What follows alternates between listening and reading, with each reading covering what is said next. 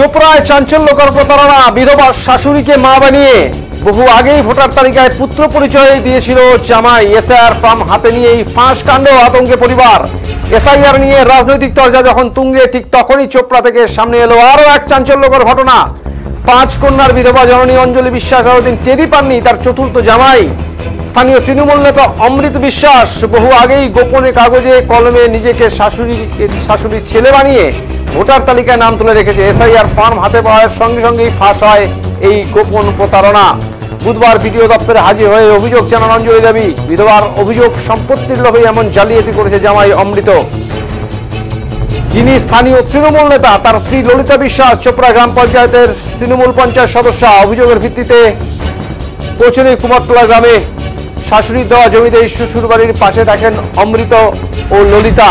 সেখানে পৌঁছতেই উত্তেজনা ছড়ায়। ক্যামেরা বন্ধ থাকতেই সাংবাদিকদের দেখে হুমকি দেন ললিতা, কিন্তু ক্যামেরা অন করতেই নিজেকে আড়াল করে দুপুর 2টায় পার্টি অফিসে দেখা করতে বলেন। অভিযুক্ত অমৃত বিশ্বাস ক্যামেরার সামনে কথা বলতে রাজি হননি। অঞ্জলি দেবী জানান, স্বামী হারানোর পর মেয়েদের ভরসাতেই চলেছেন, কিন্তু এমন প্রতারণা করবে জামাই স্বপ্নেও তিনি ভেবে উঠতে পারেননি। এখন মাঝে পরিবারের ভেতর থেকে উঠলো আরো এক বিস্ফোরক অভিযোগ। অঞ্জলি দেবীর ছোট জামাই সুশান্ত সরকার বলেন, শ্বশুর বাড়ির সম্পত্তি নিয়ে আগেও গোলমাল হয়েছিল, স্থানীয়দের নিয়ে আলোচনা করে মিটিয়ে নেওয়া হয়েছিল।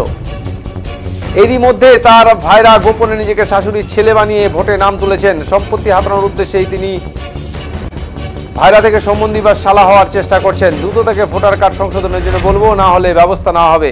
এখন দেখার এসআইআর এর যাচাই কি এই বিধবা বৃদ্ধার আতঙ্ক দূর করতে সমর্থ হয়, নাকি আইনি লড়াইয়ে পড়তে হবে তাকে। এই ঘটনায় রীতিমতো চাঞ্চল্য ছড়িয়ে পড়েছে চোপড়া এলাকায়।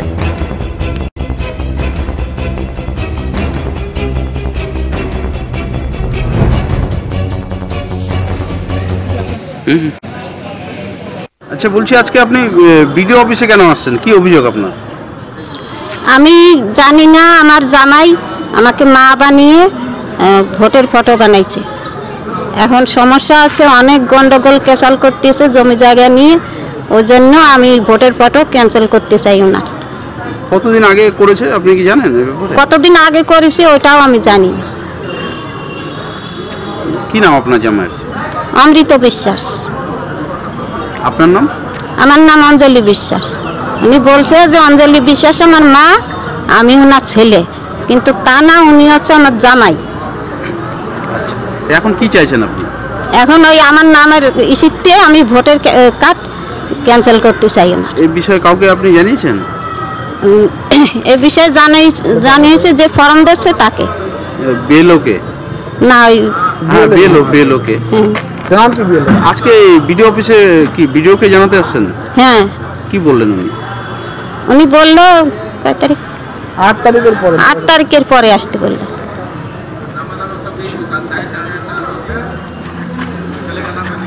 এই যে আপনি যখন জানতে পারলেন যে আপনার জামাই আপনাকে মা বানিয়ে ভোটার লিস্টে নাম তুলেছে, সেই ব্যাপারে আপনি জামাইয়ের সাথে কথা বলেছেন? উনি কি বলেন?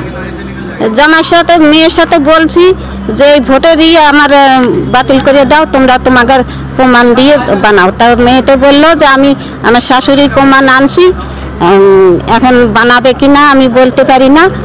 আর এখন আমি বলছি যে আমারটা আমার ক্যান্সেল করে দাও আমার নামের থেকে। বিডিও অফিসে কেন আসছেন আজকে? আচ্ছা, বিডিও অফিসে আসার একটাই কারণ, এই যে আমার শাশুড়ি মা, এদিকে আসো, এটা আমার শাশুড়ি মা, আমি হচ্ছে ওনার ছোটো মেয়ের জামাই, আমি শিলিগুড়িতে থাকি। ওদের কুমারটলে যে আমাদের শ্বশুরবাড়িতে অনেক দিন থেকে জমি জমা নিয়ে বিবাদ চলছিল। তো সেই বিষয় নিয়ে আমরা পাড়ার বয়োজ্যেষ্ঠদেরকে নিয়ে বসে আমরা ঘরে ঘরে বিষয়টা আলোচনা করে সমাধান করে নিয়েছিলাম। তারপর হঠাৎ করে এই যে এসআইআর যখন ফর্ম বিলি হচ্ছে, সেই ফর্মের মাধ্যমে যখন ডকুমেন্ট সাবমিট করে, এবং যে আমাদের কুমারটলের যে বিএলও সাহেব, তার মাধ্যমে জানা যায় যে আমার শাশুড়ির নামে নাকি ওই বাড়িরই 4 নম্বর জামাই, যার নাম অমৃত বিশ্বাস, ওনার মিসেস ওখানকারই মেম্বার। তো আমার সেই ভাইরা শাশুড়িকে মা বানিয়ে তার ভোটার আইডি বানিয়েছে। এটা খুব আশ্চর্যজনক কথা, কারণ হচ্ছে এর আগে বললাম যে জমি নিয়ে অনেক বিবাদ হচ্ছে, এখন দেখা গেল আমাদের তো কোনো শালা সম্বন্ধী নেই, এখন আমাদেরই ভাইরা ভিতরে ভিতরে কাগজপত্রে ওই শালা হওয়ার চেষ্টা করছে, সম্বন্ধী হওয়ার চেষ্টা করছে। আগামীতে হয়তো বা সেই জমির যে লালসাটা, সেই লালসাটা হয়তো পূর্ণ করার চেষ্টায় আছে। তো আমরা আতঙ্কিত এটাই যে জমি জমা তো কেউ নিয়ে যেতে পারবে না সঙ্গে, কিন্তু এই যে শাশুড়ি মা ইনি খুব আতঙ্কে থাকে, অনেক সময় ফোন করে কান্নাকাটি করে, ভয় পায়, কারণ কিছু বলতে গেলে ওনার উপর আক্রমণ করে ওরা সবাই। তো সেই সব মেডিকেল, সেই সব প্রুফ আমাদের কাছে আছে, যার জন্য আমি এখন কিছু বলবো না।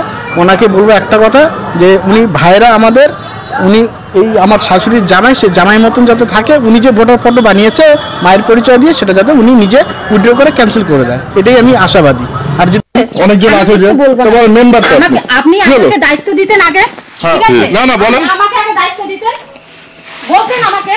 আপনার নিজের বাড়িতেই তো এরকম করে রাখছেন আপনি। বলা উচিত ছিল। আপনি তো শয়তানি করে ফটো উঠাবি না একদম। আপনি ধুমকি দিচ্ছেন কাকে? শয়তানি করে ফটো উঠাবি না। হুমকি দিচ্ছেন কাকে?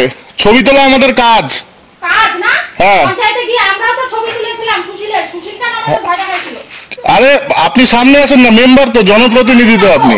আমি যাব এমএলএ সামনে গিয়ে আপনাকে দেখাবো। এমএলএ হুমকি দিচ্ছেন? এমএলএ সামনে গিয়ে হ্যাঁ, এমএলএ সাহেবের কাছে আমরাও যাব, ওনার বক্তব্য নিব। আপনি মেম্বার হয়ে এগুলো করছেন, ঠিক আছে? আপনি হুমকি দিচ্ছেন? আমি হুমকি দিচ্ছি না। হুমকি দিচ্ছেন? আমি হুমকি দিচ্ছি না। দিচ্ছেন তো হুমকি। না, এসআইআর নিয়ে কোনো সামনে এসে বলুন, সামনে এসে বলুন, ভয় কিসে? এসআইআর নিয়ে কোনো রিপোর্ট হবে না। হবে না? আপনি বললে হবে না? আপনি দুটোর সময় পার্টি অফিসে যাবেন আজকে। পার্টি অফিসে কেন যাবো? আপনার পার্টির লোককে আসতে বলবেন আমাদের কাছে। আপনি যাবেন। আপনি আসবেন? আমি যাবো তো। আপনি আসবেন পার্টি অফিসে, কি করবেন? যাবো আমি। ঠিক আছে, হুমকি দিচ্ছেন? আমি হুমকি দিচ্ছেন তো? পার্টি অফিসে আসবেন মানে আপনার কথায় পার্টি অফিসে যাবো? কুমারটুলের যে ঘটনাটা আপনি তো শুনলেন, কি বলবেন? কারণ হচ্ছে এটা আমরা অনেকদিন ধরে ইলিগেশনটা শুনছিলাম, আর সুফল এসআইআর এর সুফল বা নির্বাচন কমিশনের সুফল এটা আমাদের এলাকায় পড়ছে আর কি, এটা আমরা বুঝতে পারছি। এসআইআর নির্বাচন কমিশন যে করছে, নির্বাচন কমিশনকে অশেষ ধন্যবাদ জানাচ্ছি আমরা, আমাদের সাধারণ মানুষ হিসাবে। এলাকায় এর প্রভাব বা ভালো ফল যেটা পড়তে চলেছে আর কি, সেটা প্রত্যেকটা সাধারণ মানুষ একদম খুব খুশি আছে, খুশিতে মানে এসআইআরটা হোক সবাই সমর্থন করছে আর কি। ধন্যবাদ এসআইআর করছে নির্বাচন কমিশনকে। বলছি এই যে যেটা হলো, এই ঘটনাটা সামনে এলো, যদি সামনে না আসতো তাহলে কি হতে পারতো? কারণ হচ্ছে সামনে না আসলে তো বুঝতে পারতো যে, কারণ হচ্ছে শাশুড়ির নাম দিয়ে বা শ্বশুরের নাম দিয়ে বাবা বা মা তৈরি করে সম্পত্তি হরণ করতো। কারণ হচ্ছে আমি শুনেছি ওই বিধার একমাত্র 5টা মেয়ে আছে, কোনো ছেলে নেই, ছেলে হিসাবে সমস্ত সম্পত্তি হরণ করার পরিকল্পনা নিয়েছিল। এটা পারলো না কেন? এটা পারলো না কারণ হচ্ছে এটাও শুনেছি ওই যে লোকের স্ত্রী আর কি, বর্তমানে গ্রাম পঞ্চায়েতের সদস্য আর কি, চোপড়া গ্রাম পঞ্চায়েত, এই বৃদ্ধারই মেয়ে। কারণ হচ্ছে এইটা শাসক দল থেকে কারণ হচ্ছে এটা করতে পেরেছে ওরা আর কি। কারণ হচ্ছে এটা এসআইআর এর জন্য ধন্যবাদ, এসআইআর করছে নির্বাচন কমিশনকে অসংখ্য ধন্যবাদ। কারণ হচ্ছে